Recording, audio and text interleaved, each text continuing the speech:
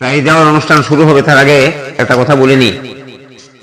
সব ছাত্রছাত্রীকে বলছি, এটা আকুডিপাড়ার পুরাতন জুম্মা মসজিদ। হিসাব অনুযায়ী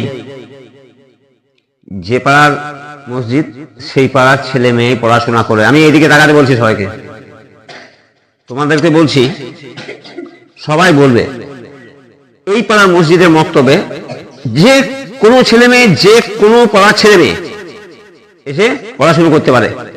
সবাইকে বলবে, আকুডিপাড়া হোক, উত্তর খয়রবুড়ি হোক, দক্ষিণ সিজা হোক, পশ্চিমপাড়া, মাঠপাড়া, পূর্বপাড়া স্টেশন, যে কোনো জায়গার ছেলে মেয়ে এখানে এসে মৌলানা সাহেব যখন পড়ান তখন সে কিন্তু এখানে আমাদের এই মক্তবে এসে পড়তে পারে।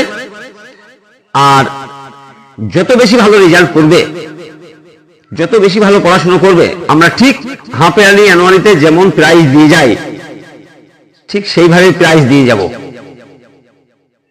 কোন রকম কোনো অসুবিধা আমরা তোমাদের হতে দেবো না। আর এই ভিডিওর মাধ্যমে যেসব ছাত্রছাত্রীর বাবা মারা দেখতে পাচ্ছেন বা শুনতে পাচ্ছেন, তাদেরকে বলবো ছেলে মেয়েরা যাতে অ্যাবসেন্ট না করে, কামাইটা না করে, সেদিকে একটু নজর দেবেন। ছেলেমেয়েরা এখান থেকে যে শিক্ষাগুলো শিখে যায় সেইগুলো আমরা অনেকেই জানি না।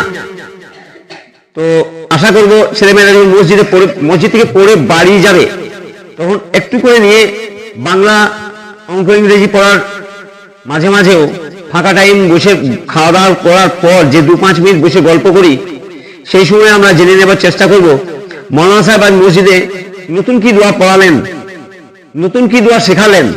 তার কারণ এখন নিত্য নতুন হাদিস, আগে যেগুলো আমরা মেনে চলেছি সেগুলো কিছু কিছু জয়ীফ, সেগুলো ছাঁকাই বাছাই করে সহি হাদিসগুলো ছোট ছোট ছেলেমেয়েরা জানতে পারছে। আমরা যে দোয়াগুলো আগে পাঠ করেছি সেই দোয়াগুলোর মধ্যে অনেক বাদ গেছে। সহি শুদ্ধ দোয়া যেগুলো মৌলানা সাহেব এখন শেখাচ্ছে সেগুলো আমরা শিখতে পারছি না। সেগুলো বাচ্চা বাচ্চা ছেলে মেয়েদের মাধ্যমে আমরা আমাদের বাড়িতে তাদের কাছ থেকে শিখে দেবো ইনশাল্লাহ। আর ছেলে মেয়েদের প্রতি নজর দেবেন, মসজিদে পাঠাবেন। যে কোনো পাড়ার ছেলে মেয়ে আকুডি পুরাতন জুম্মা মসজিদে মৌলানা ফাহিমউদ্দিন সাহেবের কাছে পড়তে পারে এবং তারা এইখানেই রেজাল্ট পাবে, এখান থেকে মার্কশিট দেবো, এখান থেকে প্রাইজ দেবো, কোনো রকমের কোনো অসুবিধা হবে না।